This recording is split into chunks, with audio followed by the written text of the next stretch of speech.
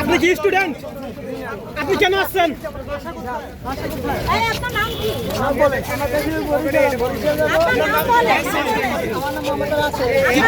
আপনি এখানে কি করতে আসছিলেন?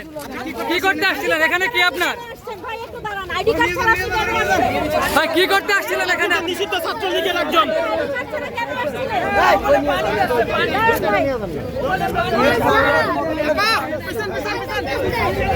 পরিচয় দিল গাজীপুর না।